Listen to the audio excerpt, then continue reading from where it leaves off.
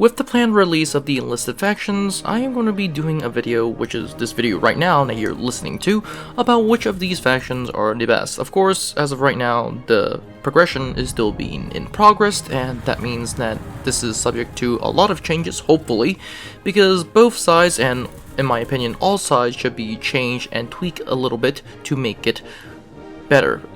Thus, this video is going to be talking about the general specifics and the general aspects of Enlisted and these factions in terms of as of right now, and not going so much in terms of tiers, because as of right now, the Enlisted tiers isn't really finalized, and once it is, I'll be doing a whole separate video about the best factions for every specific tier. But that said, let's get started with this video, which, if you haven't figured it out by now, this video has been made possible for the friends at Discord, meaning if you like, subscribe, or join Discord, I highly suggest that you do. But that said, let's get started.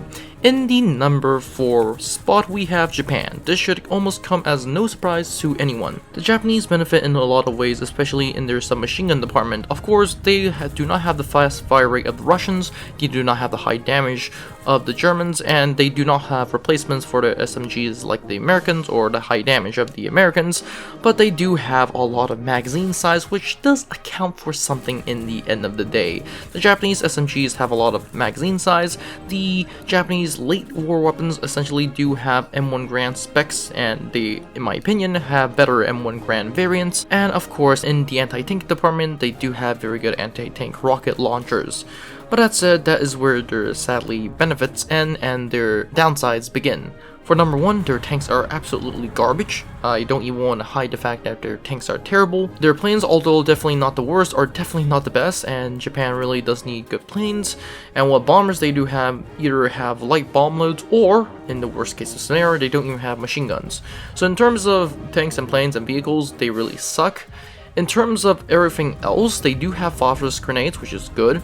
Their assaulters, although, like I said, are not the best, are still lacking, and overall, the Japanese faction is heavily focused on infantry, and not so much on weapons. And what infantry they do have, and what equipment they can give to their infantry, the Japanese eventually will have a harder time, but hopefully in terms of tier systems, for their tier, the Japanese are still compatible. But that said, let's move on to number 3. Now in 3rd spot, we have the United States. Now, this might come as a little bit surprise, because well, the United States is a big faction, and it does have a lot of things going for it. Starting with the positives, the United States does have a very good SMG line with the M1 Thompsons, and essentially coming into Enlisted is the 50-round drum magazine for the British and the Americans this time, with the M2 carbine, which is also insane, and other various tanks such as the Jumbo and various other tanks that are helping it through every tier. The planes of the United States are amazing. The P-47 is absolutely amazing.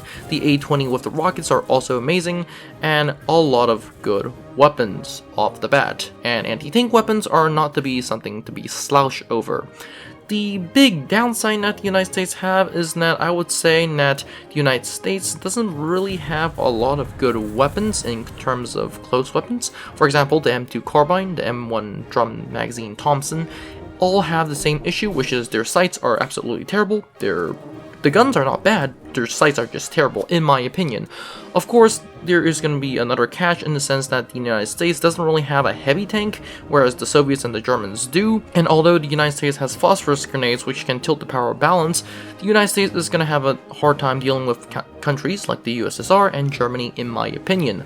Of course, as of right now, because of how these factions are, you might having advantages one tier or another, but overall I would have to say that the United States is in the 3rd spot. But once again, like I've said, if you have a better player, you're gonna have a better time. In 2nd spot, we have one of the bigger factions, and that is gonna be the USSR, and the reason why the USSR is here because of a lot of things. Number 1, a lot of good weapons, late game weapons, early game weapons, and very interesting tanks, late game, early game.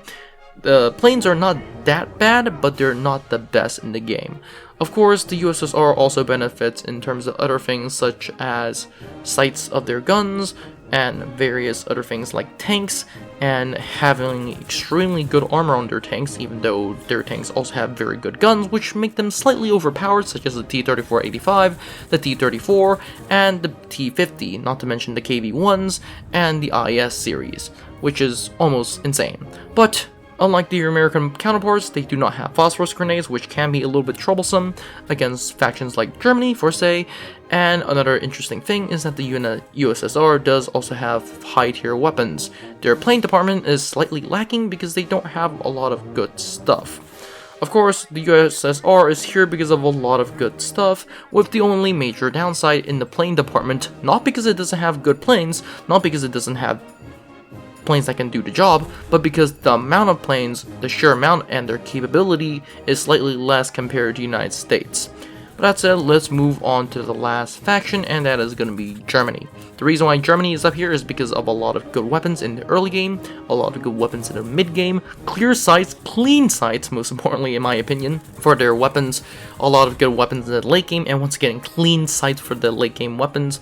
Tanks are bountiful. These tanks, although don't have the best armor in terms of the early game, really do essentially have some of the best guns per caliber, and they do have some of the best trade-offs in terms of planes. Basically, what I'm trying to say is that their tanks are not the best, but they're extremely good.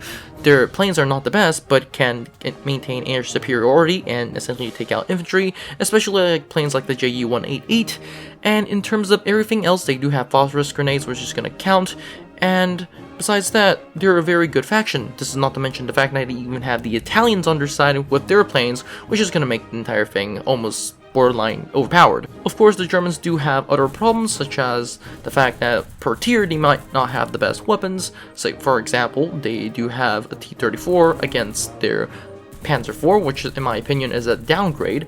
But overall, I would have to say that Germany is one of the better factions in terms of the late game, in terms of almost every game. They do have a very fleshed out roster of tanks, planes, and whatever you want to call them.